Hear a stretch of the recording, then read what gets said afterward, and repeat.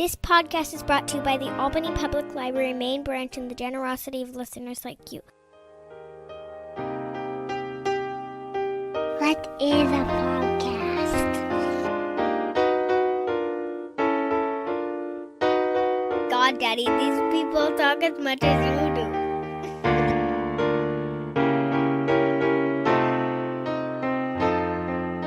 Razib Khan's Unsupervised Learning. Thanks for listening to the ungated version of the Unsupervised Learning podcast. If you want to read some essays on some of these topics, please check out razib.substack.com. Again, that's razib.substack.com. Thank you. Embryos have a 30 to 60% difference in the predisposition to severe diseases. With ORCID, parents can identify their embryo at lowest genetic risk rather than just a random outcome. Our genetic calculator can show the impact of embryo selection.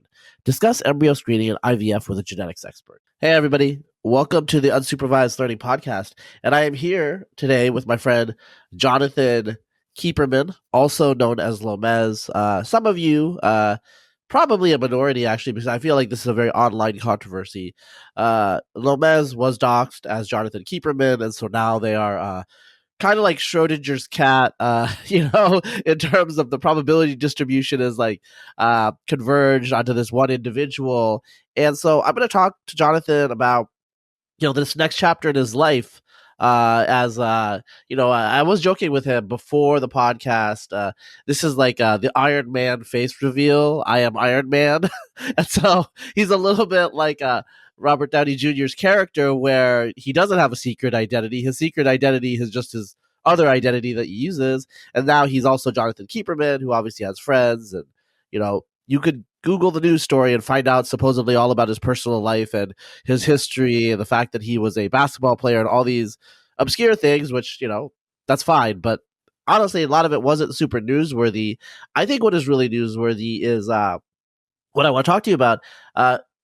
Becoming a persona on the internet and then having that persona exposed as attached to a real person who's actually quite different in some ways. So, for example, just really quickly, I will tell you that obviously, I think this is true for the majority of people. Because of the name Lomez, they just assumed you're Latinx, which you're not, And so it's just like, it's not like you ever said anything you were, but I do believe sometimes you let people think things just for the fun of it. Yeah, that's fair. I mean, I never said anything about myself that was untrue.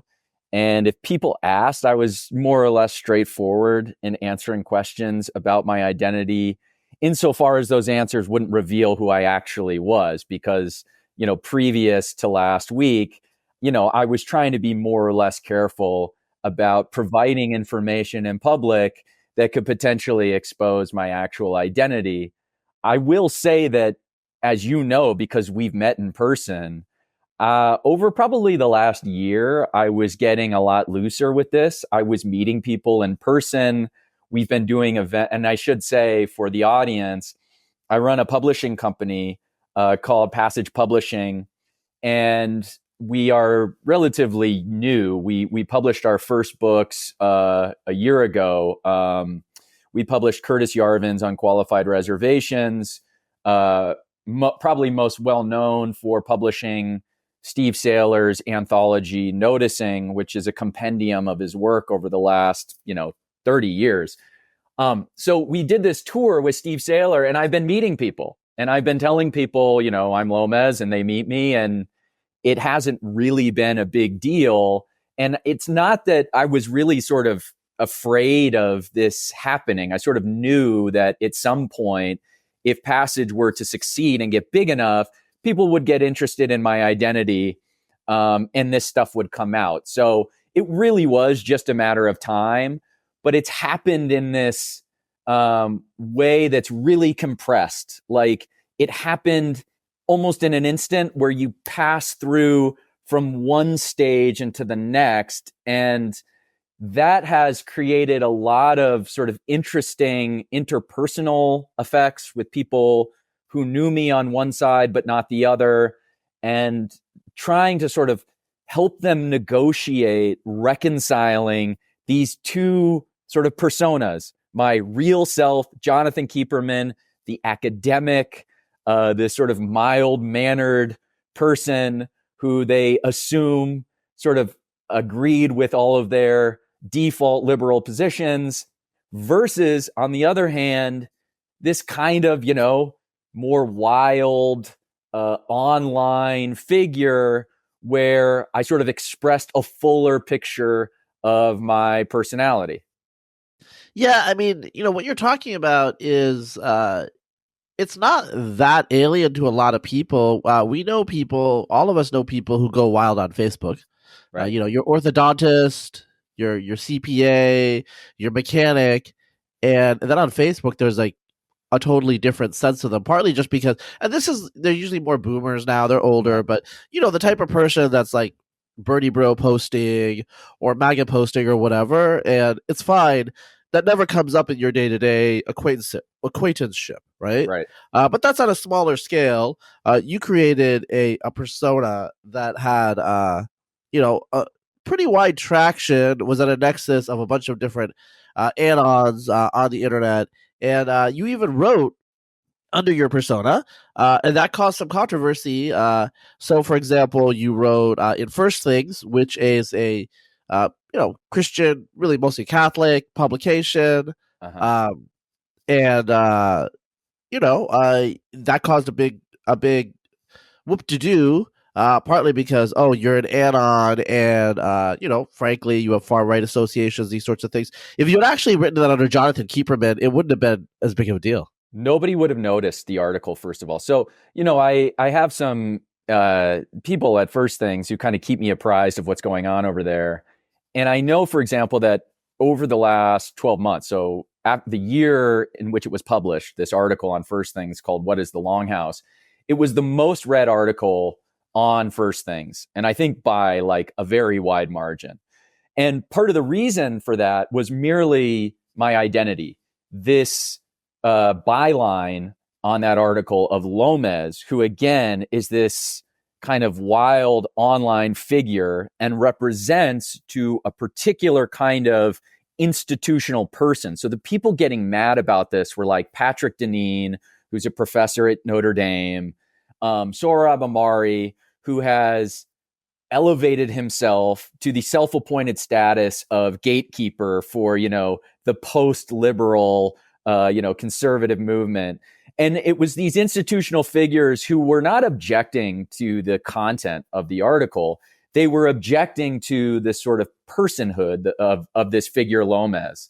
And so what's interesting about this, and we did talk about this, a little bit before we got on the call, but it's worth mentioning here, is that there's this context collapse that happens when people who are outside of this anon space that I've been living in for, multiple decades, commenting on forums, commenting on Twitter, etc. It has its own vocabulary. It has its own rhetorical norms. The way that it's not just the kinds of things that are said, but there's a manner of speaking that is actually intentionally meant to filter out people who are uncomfortable with these sorts of, let's say, impolitic norms, speaking norms, because we don't want people coming into these spaces and sort of fussing over etiquette. That is not the point. And so you speak in such a way to purposefully alienate, these people.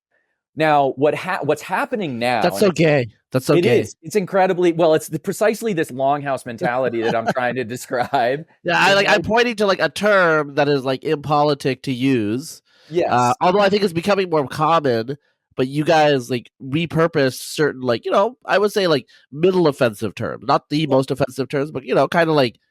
But even there, I mean, I don't want to, this is your podcast. I'm in your house. I don't want to say things that are going to offend you and your listeners here. Okay.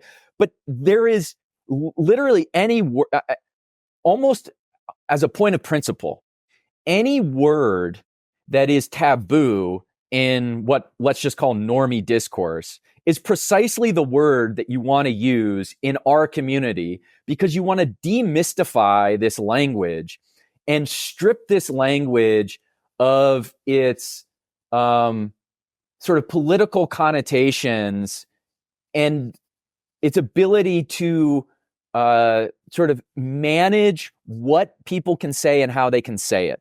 Okay, so you use these things just because you're not supposed to often. And if you look at the Docs article that was written about me, my great crime, really, according to the journalist, I mean, there was nothing specific I said. If you look at the content of what I said, I mean, for example, he points to a comment I made on Steve Saylor's blog to indicate that I'm a racist, okay? And I am recapitulating an argument made by a writer and researcher named Stuart Taylor, who wrote a book called Mismatch. He was at the Brookings Institute, and he wrote a book called Mismatch describing the adverse effects of affirmative action on affirmative action students. And the argument is something like affirmative action creates like a Peter principle for students where they rise to the level of their incompetence and are therefore unable to be successful because they are operating in an environment that is above their capability. And they are either sort of deterred or demoralized, or they just can't compete with the people they're up against. So this was his proof, for example, that I'm racist, okay? Nobody would ever actually think that if they're just looking at the content. My actual crime was using the word fag, okay? So at one point over 20 years of posting, he discovered that I'd once used that word, and that's really what he was angry about. So it's the use of this kind of impolite language, these taboos, just words, that really are my crimes here and are the things that, an outside observer could point to as being objectionable. But of course, I don't regret using that language. I don't apologize for it. It's the language of that environment. It really is when in Rome. And when you are online speaking in these discourse communities, this is the kind of language you use. And that's fine. Like in fact, I think it's a good thing. And I'm completely at peace with that. Of course, explaining this to, friends and family who are outside of that environment is a little bit tricky. But there's nothing unethical about it, for sure. Well, I think part of the issue that you're confronting is you're in an environment that is quasi-public, so it's accessible to others. They can look into it.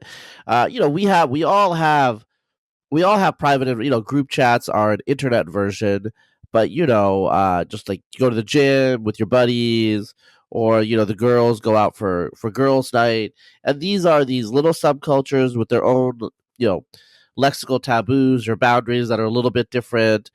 You don't behave around them the way you would in a professional setting. Actually, this is an example that I thought about. Mean Girls. In Mean Girls, the students saw, anyway, they saw the teacher out on a date or something, and they were just like freaked out because that's just a freaky context to see your teacher, because the teacher does not exist before first period. It does not exist after the after school activities are done. Right. The teacher does not have a personal life that you know of. And this has been really, really a problem, actually, in the internet age, where people have looked up their teachers online, and sometimes they're doing things that doesn't, they've been fired because they're doing things that are inappropriate or whatever. It's much harder to be discreet in some ways if people want to dig, if people want to collapse the boundaries between your various personas. Yeah, I think that's right. And there have been some famous free speech cases over the last, 20 years where, like you said, a teacher is, on Facebook and she posts a picture at a party where, maybe she's like flashing someone or she's drinking in a way that's, looks irresponsible. And so the school, freaks out and fires her. And I think, look, if we're going to survive in this digital world that we live in now, and granted, a lot of this stuff is new, so there is this sort of ongoing negotiation about what's allowed and what isn't, and there's always going to be gray areas, and it's going to be fuzzy, and people are going to fall on one side of the fence rather than the other, and that's okay. This is an ongoing negotiation, as it should be. But I think in general, and it's certainly my position, that we need to be far more tolerant in accepting the way that people talk and behave themselves online. And certainly over the course of a lifetime, it can't be that one indiscretion where you have what we call a heated gamer moment and say something out of turn and like forget to delete that tweet, that follows you around for the rest of your life. Or where a video gets posted and you're at a college party and you're drunk and you say some slur to someone. We need to be able to accommodate in our sort of collective conscious that people are going to do this and it's fine. And that doesn't automatically exile them from the public square forever. Because if it does, we're going to be left with the most boring people imaginable to be making decisions on our behalf. And those people aren't going to be able to make good decisions. Yeah, I actually was thinking about this a little bit because the protests, the pro-Palestine, Students for Justice in Palestine organized protests, basically what they are. They're big. A lot of students are getting involved. There's a core of students, mostly Arab students, Muslim students, that are really passionate, and then some leftist students as well. But a lot of people, it's kind of like the peak of Occupy. It's just a big party, frankly, like the BLM protests. It's just a way to kind of meet people, hang out, and you could tell that a lot of these people don't know. I mean, literally, some of them have been interviewed. They have no idea what's going on. Okay, yeah. Now imagine they're all. I mean, a lot of these people, like, they're videotaped. They're not all wearing face masks and stuff like that. What if that's held against them? Because like some of these kids at these Ivy League schools, they're going to be working at Goldman Sachs, right? And so what if, and they're going to be a totally different person once they're working at Goldman Sachs. This is a phase. We all understand this. So I feel like part of it is it is understood in our culture, partly just because of the way the power institutions work, that a lot of people are going to go through this kind of performative left-wing phase. Right. And nobody really holds it against them. Whereas if they go through a performative right-wing phase, that's held against them forever. Yes. And let's suppose it's not performative. What if you just have, a certain level of outer right beliefs? Okay. Now, and this is the other problem that happens. There's this blurring of like on the left, we sort of understand as a general matter these gradations of belief, and you have like tankies, like hardcore, actual violent black bloc people. They are breaking windows and like doing real violence. Okay, and those people are, I think, more or less censured, although they are often forgiven. I think that even that would qualify for youthful indiscretion if there was a period of time afterwards where they were able to explain themselves and sort of moderate their views. But we understand, okay, yeah, there's like DSA lefties and there's like, Occupy style left. And then there's just sort of garden variety liberals. And all of this is fine. Okay, we just sort of generally accept everybody who falls in any of those categories and allow them to sort of occupy any number of important institutional positions, so long as they're competent at their jobs. And even then, sometimes they're allowed to, even if they're not. Whereas the right, anything, right of Mitt Romney collapses into far right. And we see this language all the time. Far right, far right, far right. If you listen to NPR, anything to the right of Mitt Romney is just far right. And we don't have a sort of convenient taxonomy for these different categories of sort of right, outer right thought. And so there's no distinction made between, let's say, Steve Saylor and Jared Taylor, or even Steve Saylor and Richard Spencer, or Steve Saylor and the Aryan Brotherhood, for that matter. Okay, it all just collapses into a single thing. And so it becomes very difficult to sort of explain yourself. And by the way, you shouldn't have to explain yourself. Okay, it is okay to hold some of these positions. It doesn't disqualify you from public life. It ought not to disqualify you from public life. Yeah, so I think, the context of what you're talking about right now is a particular moment that really peaked, obviously, in 2020, where, I guess thinking riots were bad disqualified you from public life. And we're kind of, we're having a recession from that, actually, in various ways. Actually, so as I'm recording right now, my home state of Oregon, I think Multnomah County, the district attorney, the social, basically the left wing district attorney was voted out in Portland, Oregon. Okay, basically a criminal justice reform advocate was voted out in Portland, Oregon, of all places. So we are in a particular moment where we're swinging back. Now the question is how far we will swing back, and that is a matter of politics. That is a matter of debate and discourse. And I think that the issue you're bringing up here is there are lots of possibilities, paths, options, and positions, and we should explore a more full range. And in fact, that full range is already politically operationalized. It's just, is it culturally acceptable in literary or, print magazine circles, right? That's what you're really getting at. Yeah, that's right. I mean, it's still the case. I'm kind of two minds about this, because on the one hand, my professional project is to build out a kind of parallel media institution. And, it's at a modest stage right now, but it operates on the premise, and I sort of started this thing on the premise that those institutions from whom you are suggesting we need some kind of imprimatur to discuss these outer right topics are unsalvageable. And we can never count on them to be reasonable in this regard.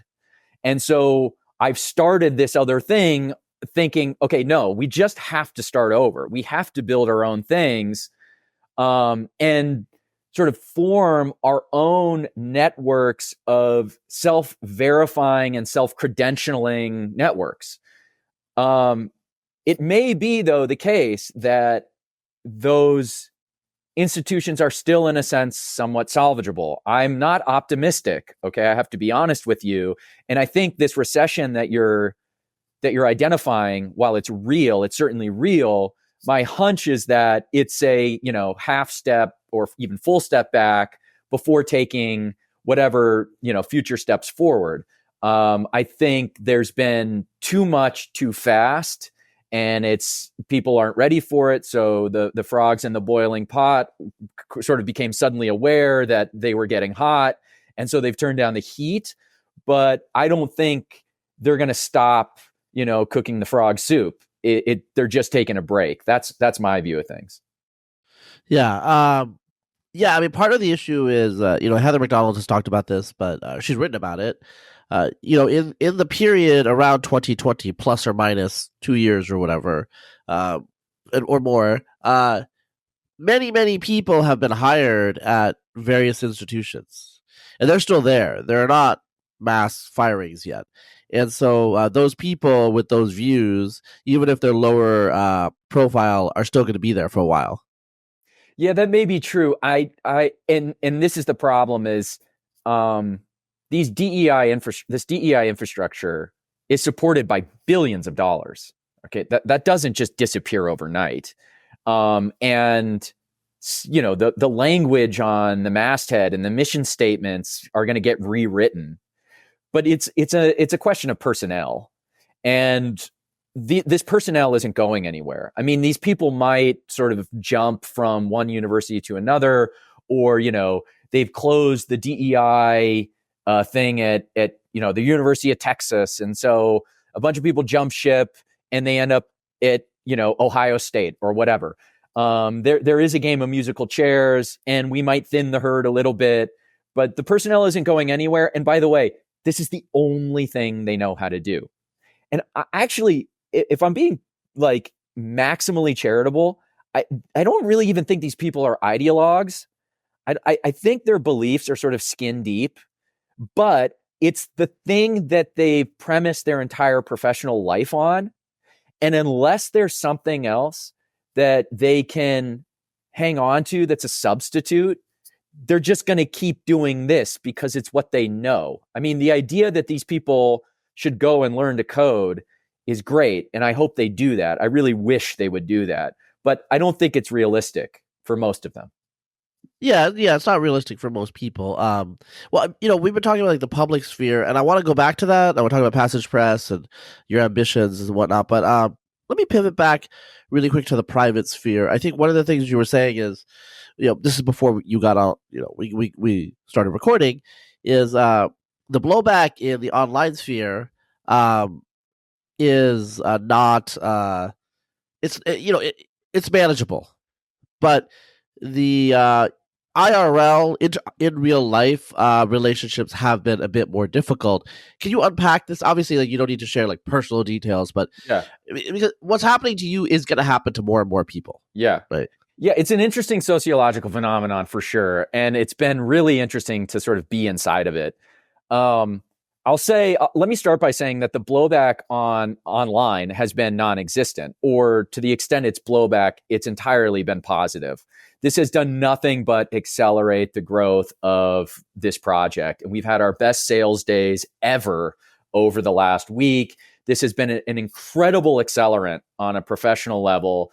And I think the reasons for that are myriad, but one important reason is that the online community is completely inured to these smear tactics.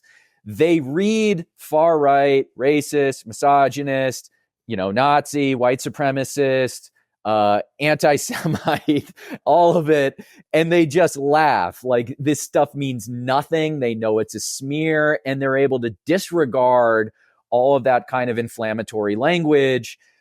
And really, another important factor has been the support of, frankly, people like you, Chris Rufo, people who have one foot in kind of the credible institutional world to say, wait a minute, are we really going to do this? Are we going to play this game and ostracize this person because they said a bad word on Twitter? And the answer that, by and large, people have decided in your position is no, we're not going to play this game. If this person has something worthwhile to say, we are going to hear it. And if we want to have a robust sort of argument and exchange over those ideas, well, let's have that out. We're not just going to exclude these people. Now, on the flip side, in my, real life, family, friends, former colleagues in particular, they are not online by and large, and they do not understand the context. They, in a couple of cases, I've tried to explain, hey, this guy at The Guardian, he's an Antifa activist. And they go, what's Antifa? And I sort of skip over that. And I go, well, he's trying to dox me. And they go, what is doxing? And okay. And then I realize it would take hours to sort of construct the proper contextual clues so that they could make sense of what happened and what the motivations of this guy are and why I am a target. And so they're not inured to these smear tactics. They see The Guardian and they just assume that this is a credible outlet and that if they are publishing this piece, it must have some public interest rationale, and that I must actually be this sort of, whatever he called me, like leader of this proto-fascist movement. And they don't know what that means either. Okay. So I say, well, what, and I've tried to kind of prod a little bit to see where these people are coming from. And I said, okay, well, what does that mean to you? Like that I'm proto-fascist? And they don't really have an answer. And when you really drill down, what they identify is that I am a Trump supporter. I am on the right nominally. I supported Kyle Rittenhouse. I support most issues on the right. And they don't like that, but they don't, that doesn't necessarily make me a bad person in their eyes, but they are a bit hypnotized by some of this language, some of the terms. Kind of the aura around you is changed for them. Yeah, totally. So I'm this separate person, and what I've described, what they are seeing is this like shadow persona of myself, which is Lomez. And then they know this guy, John Keeperman, and they're trying to reconcile these two different things. And they are a little bit different, but they're not as different as like Jason Wilson makes them out to be. And, what I would say to, and what I've said to them is like, look, okay, I am happy to have a conversation about any of this stuff with you. If you want to address specific things that I've said or written, I'm happy to have that conversation. But at the same time, I'm not going to sit here and defend myself against accusations that I'm like the leader of a proto-fascist movement. That is absurd on its face. And if you know me, you know that's absurd on its face. And if you don't trust that, if you're persuaded by this guy, well, I guess we never really knew each other that well anyway. And have a good life and Godspeed. Yeah, there's a lot there. So I will say one thing that's I will bring up. In 2018, the New York Times, it was New York Times Magazine. I think it was 2018 or 2019. It was 2018 or 2019. They published a hit piece on David Reich, the geneticist at Harvard, and I was pissed. I'm friendly with that group and David, but if I have to turn lemonade from lemons, a lot of very liberal mainstream geneticists were shocked at what they were reading because it was clearly a slanted hit piece lie. Yeah. And that kind of the scales fell from their eyes about what the media was capable of because they knew this person. They knew the facts. They knew the ground truth. Right. And all of a sudden, they were seeing it being purposely manipulated. And so that is actually an incident that I do point to some of my scientist friends. Remember that? Do you think that's the only instance that ever happens? And then they're taken aback because they know what the truth is. Also, anybody who's profiled, whether it's a puff piece or a hit piece, you can see that they are creating a narrative of who you are. Right. So, for example, the same author, the same writer who did a hit piece on David Reich, for some reason, he decided to write a puff piece on Paige Harden in the New Yorker. And I like Paige. But even she will admit it was a little ridiculous, and that caused all sorts of online. But it's they're creating a narrative of who you are, and that's why it's great that at least you have the platform. You have Twitter, X, whatever. You have your publications. You have your writings, and so you can at least speak for yourself. I can tell you two other examples. Rufo. I haven't talked to Chris Rufo about this, but I'm sure that he is really much more skeptical of accusations of white supremacists after he himself, married to a Thai woman with Eurasian children, is routinely accused of being a white supremacist. I'm sure he started to wonder, wait a second, right? And I myself have been accused of a white supremacist, and you can see what I look like. I'm sure you've been accused of being an anti-Semite, and your last name's Keeperman. Yeah. I mean, this sort of stuff starts to get a little confusing. Well, my hope would be that over enough time, the journalists do the work for us and just discredit themselves because these accusations are so obviously wrong. And again, for a big chunk of the audience that's paying attention, whether they're online or who have been at the receiving end of these kinds of criticisms, they see through it. But there's still a huge sort of there's a third of the potential audience who might pay attention to you or me or what we're doing, who are still susceptible to these kinds of attacks. And as you were talking about Reich, who I like very much, and his book is very good, and I suspect that part of the concern and why they attack people like him is to rob people like me of ammunition to make the kinds of arguments I want to make. But we can get into that if you want. But what's the concept that Michael Crichton came up for to describe how you trust journalists exactly up until the point where they write something about what you know? Yeah. And it's like Gelman amnesia. The Gelman amnesia. Thank you. Yeah, Gelman amnesia. And so that's what we're talking about here. And but most people just have not been on the receiving end of this. And I think are a bit naive about how these journalists work and the kinds of coloration they put on their stories, and what they're, let's also talk about, like, what is the goal of this? What are they trying to accomplish?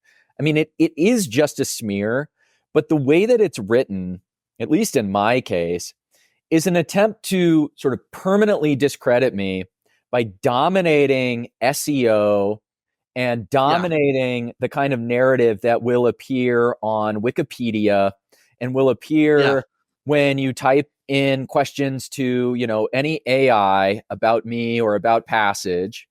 And it's like first mover advantage. So, their assumption is if we get to them first and we try to destroy their reputation using this precise terminology, we can win the narrative war. We can win the SEO war. And so it's, and I'm kind of learning this as I go, but it's very important then for me and for people who are on the receiving end of this to be aware of that strategy and go out of your way to combat them on SEO grounds and be a part of your own narrative. You have to tell your own story. Yep. Okay. So, I'm not gonna, sometimes my listeners like complain that I talk a little too much, but I do have a lot to say on this, and I'm gonna jump in here because I have been, Jonathan, I'm a little older than you. I've been as you would say, a face fag, since the year 2002. Okay. So I know a little bit about a lot of these things that you're talking about. So I'm just going to put it out there. So in the year 2000, I wrote a letter to VDare, which at the time was a new website that was anti-immigration. It's gone in various different directions. I don't want to go into all the details, but anyway, that is used against me today in 2024, 24 years later. So first of all, I was very young then, very different life and whatever. I was not a public person. It doesn't matter. So that's one thing so I know a lot about that. So I will put that into the record. But what I've noticed over the years, what I've done over the years, if you Google me, the top 10 hits, a lot of them, I control what is said on those pages.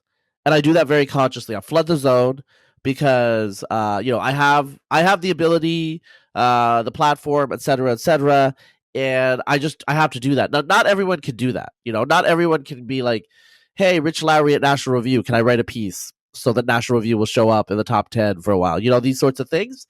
But I'm just giving you a window into the way I think. I think defensively. I think proactively. My Wikipedia page.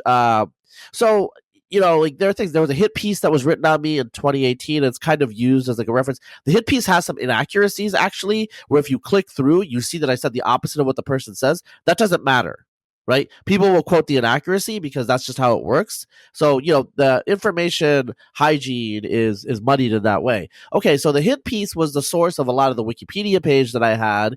And what ended up happening was there was a Wikipedia battle between, candidly, Indians and American social justice warriors. The Indians kind of flooded the American social justice warriors, and eventually the Wikipedia page is kind of not so negative about me. There's still some stuff in there, but whatever. This is how the sausage gets made for, let's say, low mid-tier celebs, But after this stuff happened to me, I will tell you, I have a lot more sympathy for real celebrities because I have no idea how many lies must be told about them. And people will say things about you, as you know now, and totally, it's a total fabrication. Yeah, that's right. I mean, first of all, the strategy of flooding the zone and being conscious of information hygiene about yourself is a kind of regrettable burden for people in this mid-tier that you're talking about, but is absolutely necessary. It's just part of the kind of stuff we need to do in this situation, and people shouldn't feel ashamed to do that or call on our strongest soldiers in India to flood the zone when we need them to. But yeah, what I wrote about sort of after this happened, as I was digesting this moment of, this micro moment of celebridom, there is a kind of self that splits off from you permanently and that belongs to the public. And my, feelings about this, which are obviously very, very new and inchoate, is that you just have to let it go. You can't constantly be fighting the battle over that persona. It belongs to someone else, and it's outside of yourself, and you just have to be comfortable letting that exist sort of independent from you. So that's kind of been my MO for now. That may change. I may get more defensive of that persona at some point, but I'm not going to stay up at night worried about some random conspiracy theory that's spreading about me online, which has already begun, by the way, and which for now anyway, I find rather humorous. Yeah, and another thing that I will say is, I'll say, I think this is true about you too. Your online persona is not a total fabrication, like what you present to the world. If you're an anon, or even me, like I use my real name, but I don't behave in real life the way I behave on X, on Twitter, because Twitter it's kind of a mean, harsh platform, and I'm a much meaner and harsher person. And multiple people who've known me through Twitter say I'm pretty much the same person, but I'm much nicer in real life. But that's because, you're not making like short quips and sneers constantly in real life. Or if you are, you don't have any friends. Real life is not online. It's a different thing. And if you're a Zoomer, actually, there's no distinction, to be honest, between online and real life. But they still behave differently in real life than they do online. And so there's all these, and now we're talking like these generational gaps, and so you have to deal with that. The whole process, the whole system is very, very new. It's evolving, and it's hard to figure out where you are in the landscape and where we are, because different people are at different levels of online, and they're different ages, different ideologies, different parts of. So, for example, there are people on the left for whom anybody who is to the left of or right of Joe Biden is basically a fascist. And what are you going to do about that? That's just what it is. You have to mitigate. If they're like a personal contact, you have to just mitigate. That's it. You can't really explain. It's just they're not reachable, right? Yeah, it's not a perfect analogy, but it works. Online in some sense is a massive multiplayer, role-playing game, online role-playing game. And we like belong to these guilds, and you're like in competition against other guilds. And, there's like all these different factions on Twitter that are like constantly warring and splitting and etc. And if you treat it like a game, which is sort of how I treat it, it's not entirely a game. There are stakes. It's not absolutely nothing. But the language of that game and how you behave in that game in combat with these other guilds is different than how you are in person. Just as when I play basketball and go play pickup basketball, I'm like aggressive and I talk shit to people. And, but then when the game's over, we shake hands and have a beer and everything's fine. And I think, again, there's just context collapse. Yes, it's a sort of public facing platform, and what we say bleeds over into real life. But again, we just have to get comfortable accommodating the different sort of rhetoric and conventions of this online space, and how that's distinct from how we behave sort of privately and interpersonally, and also, frankly, how we behave institutionally.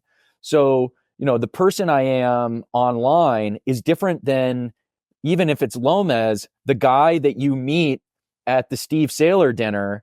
I'm just gonna I'm gonna shake your hand and I'm gonna speak in a different way than I'm on X, because it's a different context. And I think people just are kind of blind to the different contexts in which we operate. Yeah. People who've encountered celebrities, I'll give you a concrete example. I have a friend who sends his kids to a private school. It's in Westlake here in Austin. And one of the other dads is Matthew McConaughey. And, he's chill with it now. But at first it was a little weird because it's like, wait a second. This guy in the PTA is Matthew McConaughey? What the hell, But now he's just the guy on the PTA, Matt. He, obviously he's a celebrity. Obviously he's an actor. But, when he's on the PTA, stressed about his kids' school. He's just another dad. And, that makes sense, So I think for us who are not that level of celebrity, that public, notoriety, I think it's, it's easier, but still, there's a little bit of work to do on there. I want to pivot back because I was going to, we were going to talk about this, just Passage Press, your intellectual journey. I want to ask about it. First of all, I want to ask, what is an MFA? I don't really know. An MFA is a Master of Fine Arts, and in my field, it's a terminal degree. So it's just the last thing you do before you enter, faculty, or there are, fellowships that you can get, and most, it's one of these hybrid degrees. It's not really, it doesn't have the same academic rigor, to be perfectly honest with you, as a PhD, and many people who become writers or teach in creative writing programs, or certain parts of an English department have MFAs rather than PhDs. Okay. So yeah, it's frankly boring. It's kind of fake. It's not something that in my case, I wouldn't necessarily suggest that people who want to write, novels go get an MFA. It's not the worst thing in the world, but it doesn't really provide much. Okay. So my intellectual journey, I've been, as I said, writing on forums forever. I was a fan of Steve Sailer long, long ago as a wee lad. I was never on the left. I always had a kind of soft spot in my heart for whatever reason for Richard Nixon. My dad used to watch the McLaughlin Group. I don't know if you remember that show. It was like a PBS show. No. I used to watch it as a teen. Yeah, Big fan. Me too. And my dad, we would sit around and watch it. My dad was a lib. And I would always take the side of Pat Buchanan, kind of as a troll, but also Pat Buchanan seemed to be the most reasonable guy in virtually every instance. And so he was kind of a lodestar. And then, Bush comes into office, and I was totally opposed to the George Bush presidency. And I was kind of politically homeless. But I found a kindred spirit in Steve Sailer and some of the paleocons in that world. So, okay, fast forward. What my real interest is art, culture, literature. And I was observing in my time. Wait. Let me just jump in really right here. Okay. That is really weird, or it's perceptually weird to people on the outside for someone on the right. Although maybe it shouldn't be, but there's this whole stereotype, and it's kind of true. People on the right, who are public intellectuals, to some extent, are kind of perceived as Philistines, right? Yeah, right, totally. And they're, if I'm being perfectly honest, mostly right. The sort of conservative, the leftist view of conservatism as being kind of unsophisticated, being sort of they are Philistines. They're sort of afraid of art, sort of backwards looking. Is mostly true. It's not entirely true, but is very true in some respects. And I'm a class traitor. Okay, I grew up in California. My parents are libs. They listen to NPR. Everybody I know growing up was part of this sort of default lib, upper middle class, world milieu. And so I was an outlier in that respect. I worked in tech for a little while. And then I just decided I wanted to go to academia because I really like literature. I like reading books. Totally apolitical. I did not think of politics as an important part of my world. But what I started to observe probably in the early 2010s was that politics was getting imposed on art and literature in a way that I could no longer ignore. And the left had this mantra forever, that I always sort of knew existed, was that the personal was political. And in other words, everything that you did had this political valence. There was a political dimension to all the choices we make, which included our preferences with regards to art and culture and what we produced in art and culture. And I thought this was not only a mistake to impose sort of a political dimension onto art as a sort of foundational aspect of the art, but I noticed too that political dimension skewed in exactly one direction, and that was to the left. And if you weren't making art then that explicitly promoted a leftist political agenda, there was this sort of institutional filtering mechanism that pushed you out of the way. And this really started to accelerate around like the mid 2010s, sort of in the wake of the first BLM movement. There was suddenly a ton of attention being paid to, your identity as an artist, as a writer. And that really got bad at the end of like around 2020 and George Floyd. And so I just saw this cultural environment that was constrained by this sort of progressive, I don't even know if it's progressive, but this ideological agenda. It was uninteresting and kind of neutered and domesticated and frankly very feminine. Okay, it was literature in particular had almost become completely the domain of women. And there are some great women writers, and there's nothing wrong with women participating in literature, but it certainly ought not to be the exclusive domain of women. And so, look, I said, maybe I can do something about this. I have some experience editing journals, editing, writers at a fairly high level, at a professional level. And I started a literary contest to promote artists and writers. I gave out $10,000 for people to send me stuff. And I decided to make a book out of that. That was called the Passage Prize. That was in 2021. And this eventually snowballed into a publishing company that operates on this same presence or same thesis, that we just need new ideas. We need to sort of break this stranglehold that the left has imposed on our culture. Yeah. So you said something about women and sex and gender and all this stuff. So after about 2015, the whole wave of like feminism. I mean, maybe with Me Too, it peaked with Me Too. There was like a whole like feminist. I don't know what wave we're at, but whatever. And then the race stuff came to the fore, and kind of forgotten about it. But I think like it's become normalized in a way where we don't even notice it. I'm going to be, it'll be posted soon. Actually, like it'll probably be posted by the time that this podcast goes live. I'm going to be on Special Place in Hell podcast with Sarah Heider and Megan Daum. And, we were talking about gender. And, one thing that I tell young guys when they ask me for advice is, whether it comes to like women and relationships and just like getting along with them is, like treat them like equals and accept them, but understand they're very, very different. And when I was growing up, the way feminism was, kind of like liberal egalitarian feminism is, you kind of understood. I mean, I always knew women were different. Like, I'm an evolutionary thinker and all that stuff. I was always into F-Psych, but how deeply qualitatively different is something that I had to learn through experience as an adult interacting with them, And I think how different women are is just naturally going to affect endeavors and projects where they are demographically dominant. I don't think we've internalized what that means.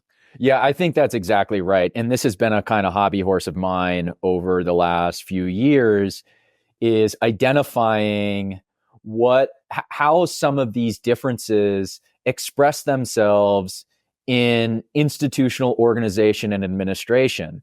And so when you get a, institution like academia or, the publishing industry, and this is recursive. So it works the same like in an individual university as it does at scale, like when you're thinking about academia. What are the effects of this kind of feminine dominated organization? And then also not just is it different, like let's not be afraid to make qualitative judgments about those differences. And I think, frankly, if you're being an honest observer, you look around at the way that these institutions have been managed with this kind of feminine superstructure over them. and you would very easily determine that it's not good, that it's detrimental, that it's inefficient, that it reduces the kind of healthy friction and conflict that these institutions need in order to evolve and adapt to changing circumstances. And I think we need to just be honest about this and say it out loud and then make corrections for it. Yeah, so one thing that I think is I'm going to preview, well, it's not preview, it'll be posted by the time that this podcast is live, I think. But so one thing that, in terms of the cultural conversation that we have in this country, say like the culture pages in Atlantic, Megan Daum on the podcast that I did with her and Sarah, she said, and I agree with this because I was implicitly pointing to us, but I didn't come out and say it. They're dominated by straight women and gay men. Mm-hmm. And it's like straight men don't have a seat at the table anymore. Yes, that's right. And I believe, I could be wrong about this, but I believe it was Megan Daum who wrote an Atlantic article back in 2016 called The End of Men. That might be Hannah Rosen at The Atlantic. Yes. Okay. Yeah. But I mean, that's been a thing that they've been talking about. The end of men, how though? That's the key. Well, men are still dominant in certain professions, right? In certain professions, certainly, I would imagine in, manufacturing and in professions that have been sort of historically dominated by men, low skilled labor for sure. But at the corporate level, I think even where men are still sort of nominally in charge, like if you look at the boards of, this or that company, you may see a majority men. They are operating according to a kind of feminine algorithm in terms of their management style. So yeah, what I want to say is like the first part of this, which is pointing out, okay, let's be honest about who's in charge. And in your calculus, it's women and gay men. Then we have to say, okay, what are the implications of that?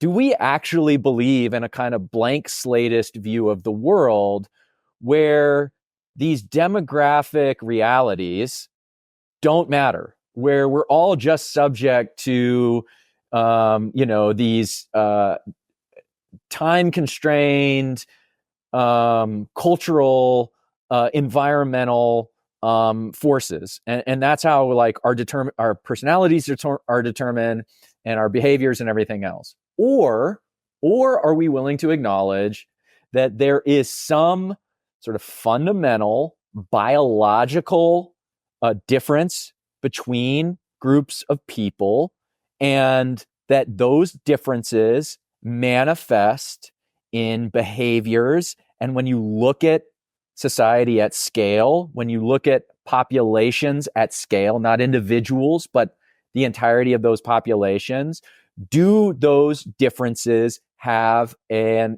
demonstrable effect on how the world looks? And I think right now what we see, the biggest maybe fracture, the biggest fault line in the discourse is between people who want to acknowledge these things straightforwardly, versus people who want to be sort of Straussian about it, like they know it's real, but they don't think we should be talking about it explicitly.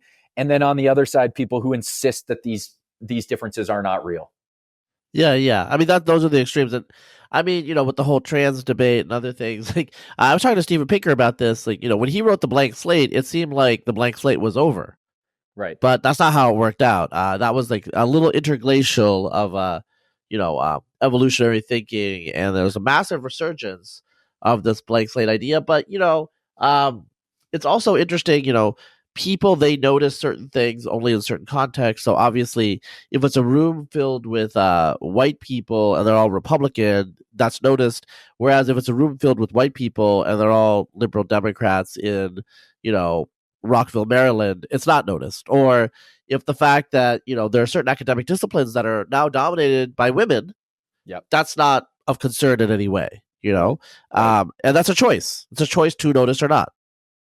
Yeah, and I mean, it's an interesting question. I mean, my preference is for us just to put our cards on the table and have a conversation about what the implications are for these differences, to see if we can sort out the exact degree of sort of fundamental biological difference versus environmental difference, because I do believe it's a mix of all these things. A lot of our behaviors are socialized for sure, are cultural for sure, though are those things biologically determined? Okay, maybe. But I would like for us to just have the conversation. And so I think I'm most frustrated with that middle group who insist that we need to be Straussian about it. And even though we know these things are true, we're not allowed to talk about it. And this is why, for example, I am so grateful for people like Steve Saylor, and yourself for that matter, people who are just willing to say, okay, here are the findings. This is what the data says. Let's have a conversation about the implications. Versus, I'm thinking specifically here about when the bell curve was reviewed by Andrew Sullivan in the New Republic. Shortly thereafter, in response to blowback, the New Republic published a series of letters, pushing back against Andrew Sullivan.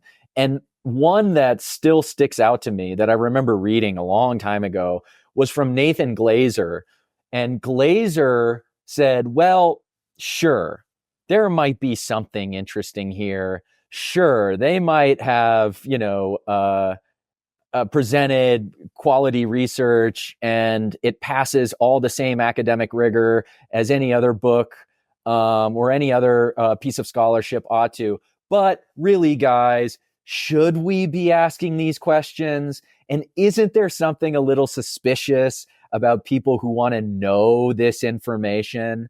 And that's the kind of view and the kind of mentality that I just totally reject. Sure. And is so toxic and makes it impossible for us to get anywhere on these, what are frankly the most important questions. And so I think we need to just be allowed to have these open conversations. Yeah, that's so. This is I think a general human tendency, but so for example, many years ago, I read a biography by an academic about Madison Grant. So Madison Grant, as you know, is Nordicist, like white racialist public intellectual for the early 20th century, who was also a conservationist and basically like a big figure. The academic who was writing about Madison Grant was not a hagiography. This was just it was a biography. It was an intellectual biography. It was by Jonathan Peter Spiro, Defending the Master Race, Conservation, Eugenics, and the Legacy of Master Grants.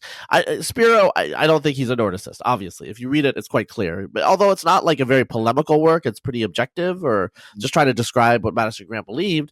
But there are multiple people who said, oh, you're reading Madison Grant, huh? Well, I guess your mask is off. And I was like, I'm just like reading a biography of the guy's life. Do you know what I'm saying? Like, if I read a biography of Aquinas, it doesn't mean that I'm going to be Catholic.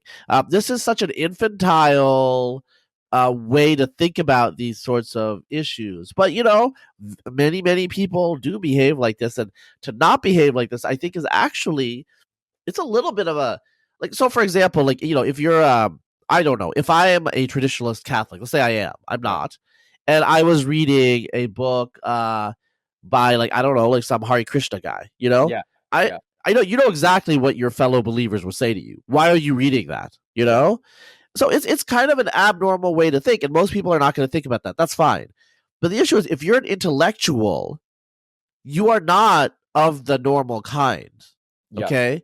Like, you go where minds fear to tread. You go to strange and startling and novel places. Yes. Because you can. Yes. Okay? Because you can. And like, this is the fundamental issue. And so I read all sorts of weird, I read like religious apologetics. I read Michael Parenti's Apologia of 20th Century Communism. I read all sorts of things that I don't quote unquote agree with. Yeah. But that's just what you do. At least that's the way I was raised. And that's, I think, the way the world was actually in some ways in the second half of the 20th century.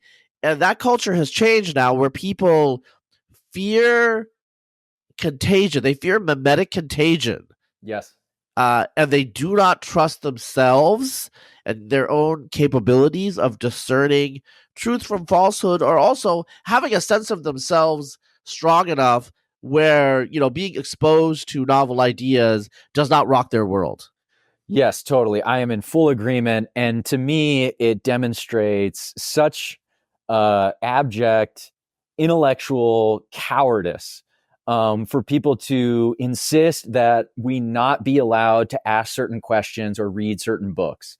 And, I come to this on, free speech grounds that, where it's not just that we should do it for our own sake and it's edifying. And if you're truly an intellectual, like, we want to be able to explore the full scope of ideas.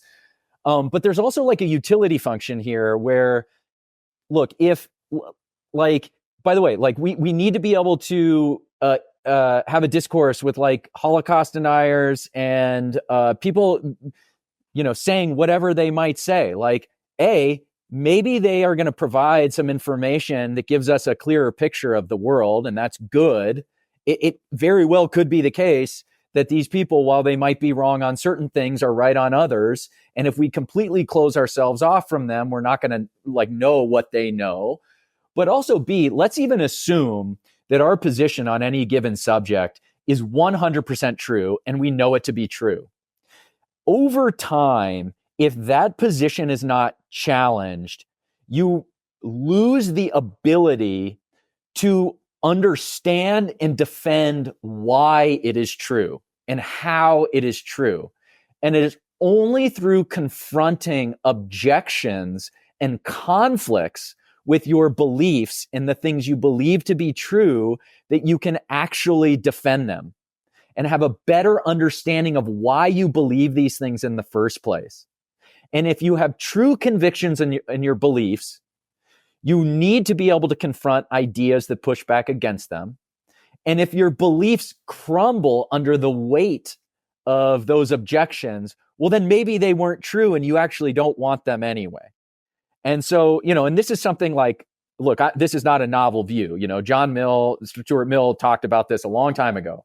But I think we've forgotten how to defend and why we have free speech as an intellectual matter. And so I'd like for us to kind of remember that and get back on that horse if we can. Yeah, I mean, what you're talking about here, Jonathan, is Socrates versus his persecutors, right? Right. Socrates, I mean, and like, to be honest, when I read the Republic and other places where Socrates shows up, guy's a dick. I mean, very annoying, and he probably deserved to get poisoned. Him too. Just shut the fuck up. You know what I'm saying? Yeah. Just let me like have my meal in peace, bro. But he served a function, and everyone serves a function. So you were talking about Holocaust deniers. I'll give you another example. Creationists. They have a right to free speech. I think they're clearly wrong. They've been wrong for a long time. And creationism as itself, the modern forms of creationism, are actually relatively new inventions, if I can say it. They're new intellectual creations in reaction to neo-Darwinism. And there's always a subset of people, usually young teen male virgins, who are on the internet arguing with creationists. And it's a far, far better thing that they do. I was one of them. I put my I put in my dues there. I put in my time, and I don't argue with creationists anymore. Not interesting to me. But there are always people who are going to argue with them, and those people exist to argue with the creationists. Now, one of the creationists, you were talking about like things that can come out of these engagements. One of the creationists became a prominent geophysicist who, to try to prove some creationist models, actually developed a really, really good piece of geophysical software. Simulation software. I totally believe that. I mean, look, we actually don't have great answers. I mean, we have some good theories about abiogenesis, but we don't know for sure. And, having people sort of like digging around and committed on a theological basis to try to disprove that could, in fact, help us, get a better understanding of how that process happened. And by the way, what is at risk by letting these ideas flourish? What is at risk by letting people think the earth is flat? I remember this was like 2 years ago, a professional basketball player named Kyrie Irving, said something online about flat earthism. And then he made some argument about like, what's like the black Hebrew nationalists or whatever, like, we were the real Jews or something. Yeah. And Black Israelites. Yeah, the black Israelites. So the ADL, like, huff and puffing, like, how dare Kyrie Irving spread this conspiracy theory about flat earth and, the black Israelites. And I'm just sitting there going, you have to be kidding me. Who cares? So this guy has some like fringe belief about flat earth and the black Israelites. Why on earth would we spend a second worried about the fact that this person is expressing this fringe belief? And it goes the other way too. When people huff and puff about, people talking about like Q or something. First of all, these conspiracy theories, by and large, are misunderstood in the sort of academic imagination. These things are kind of quasi beliefs anyway. Most people who have sort of conspiratorial beliefs sort of understand on some level that these things are not true. It's kind of like speculative historical and political fandom where they're creating kind of folklores out of politics. And it's a sort of creative sandbox to come up with like interesting ideas and theories.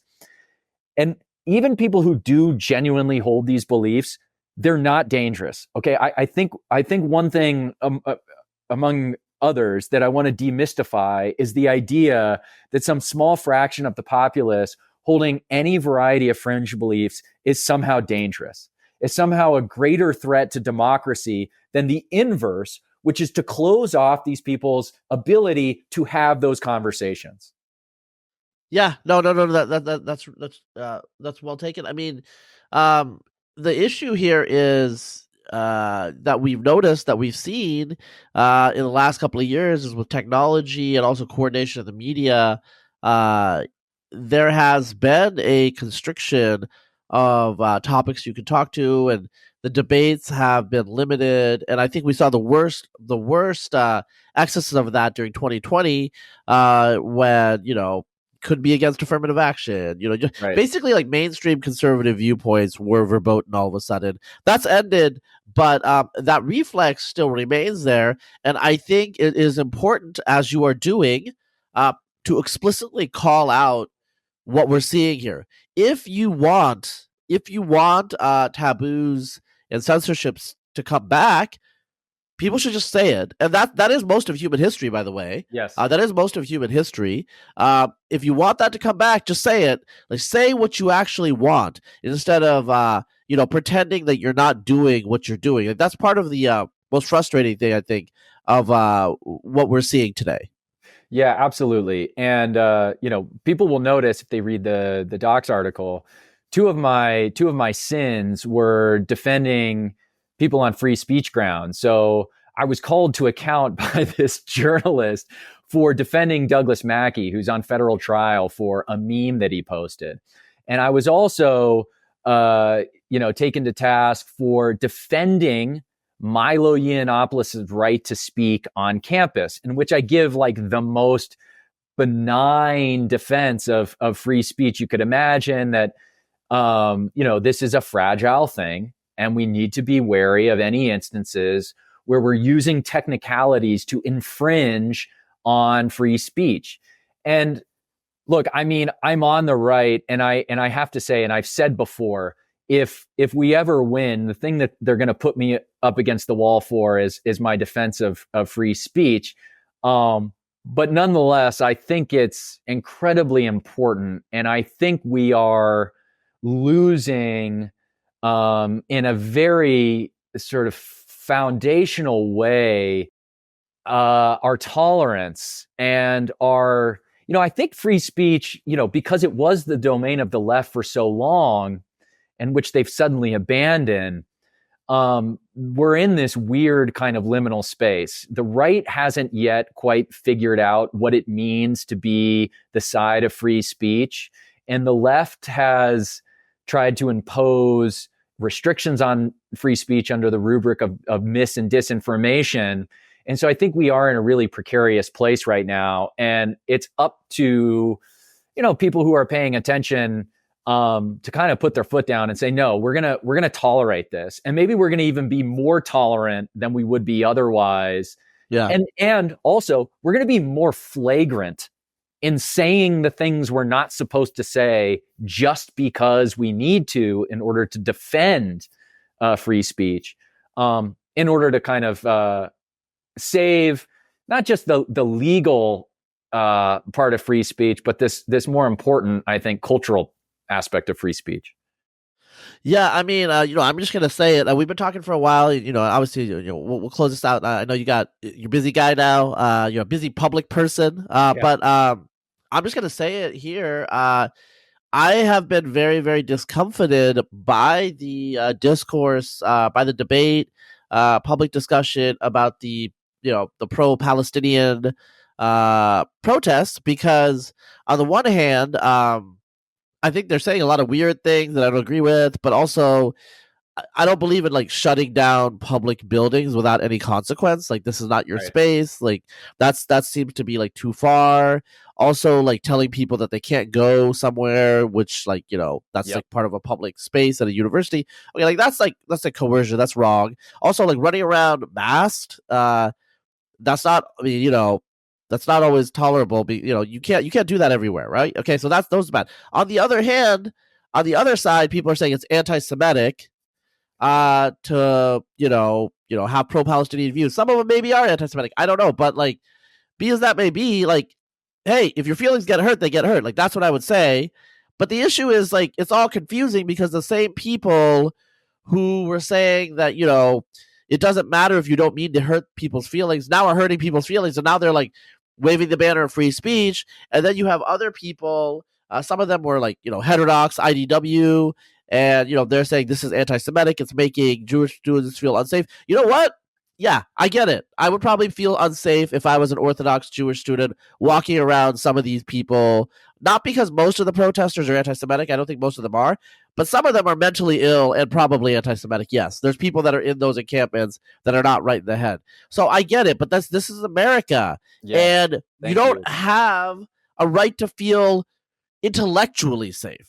You have a right to feel physically safe, all right? But and so this is, University of Washington, there's a famous thing where these Jewish women are crying that they're saying that they want to kill us and all these other things. And the administrator is basically turning a deaf ear to them. And this is frustrating for them because this is not the world they've lived in. The world they've lived in, their, frankly, white women tears have mattered a lot, Yes. And now it doesn't matter.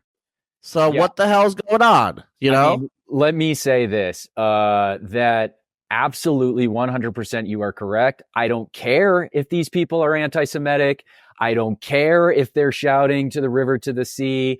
They ought, I mean, they are well within their right. And there is absolutely nothing wrong with that. If these people feel safe, sorry, grab a Kleenex and wipe the tears away from your eyes and carry on with your life.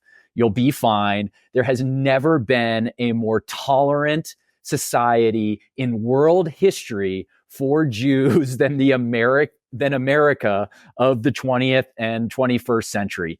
Get over it. They need to stop using anti-Semitism as a cudgel to prevent people from making perfectly legitimate criticisms of both Jews in America and Israel. That is on the table for criticism, just like everything else we've been talking about here.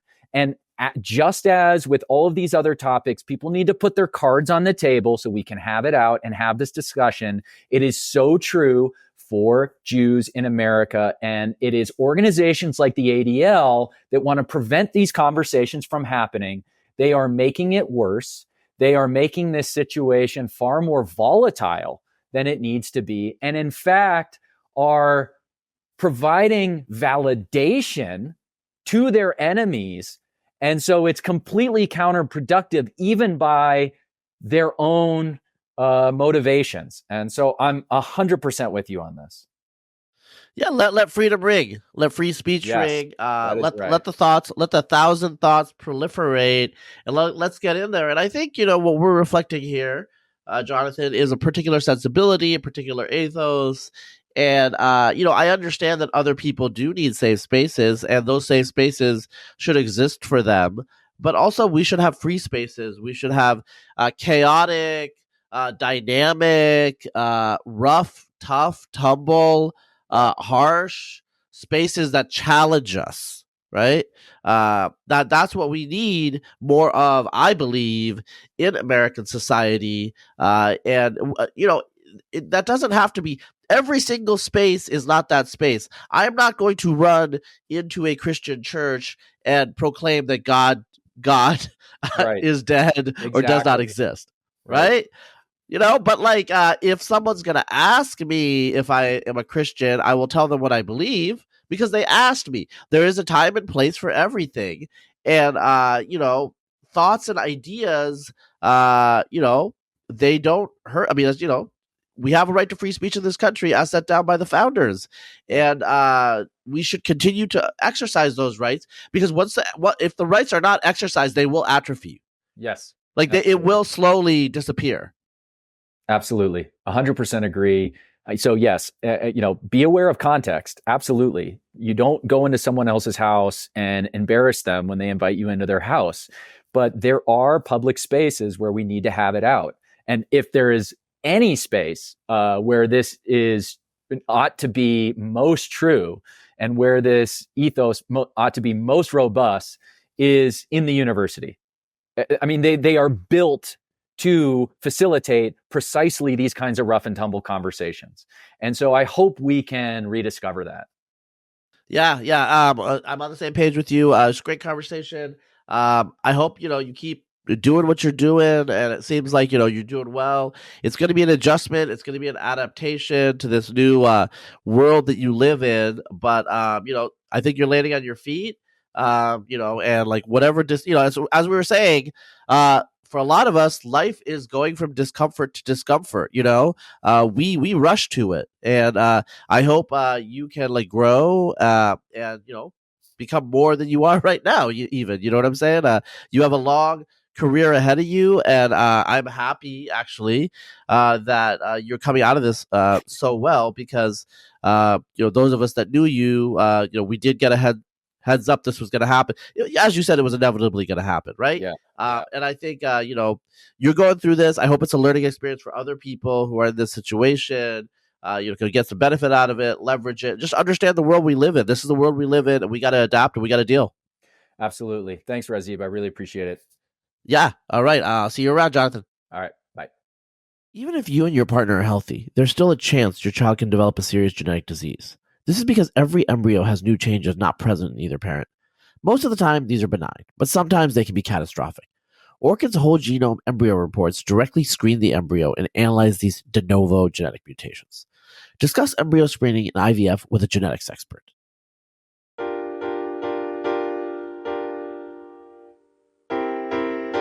This podcast for kids.